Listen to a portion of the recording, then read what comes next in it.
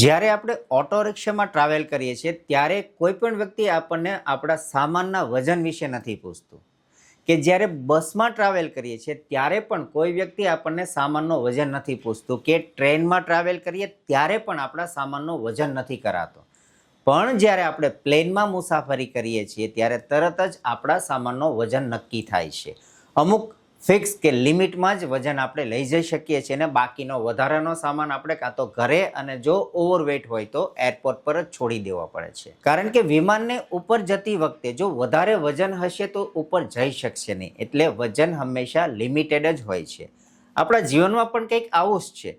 જ્યારે આપણે પ્રગતિ કરવી હોય ને તો આપણા જે નેગેટિવ વિચારો છે, લોકો શું કહેશે, એ બધું પાછળ છોડવું પડશે તો જ સફળ થઈશું. કારણ કે આપણી નેગેટિવિટી સાથે ક્યારે પણ આપણે આગળ વધી શકતા નથી. જ્યારે જીવનમાં આપણે ઊંચે ઉડવું હોય ને તો વિમાનનો નિયમ હંમેશા યાદ રાખજો કે આવી નેગેટિવિટીથી ક્યારે પણ આગળ નહીં વધાય. એ બધું જ પાછળ છોડતા જાઓ તો આપણી પ્રગતિ ઇઝી, આસાન અને ઝડપી થશે.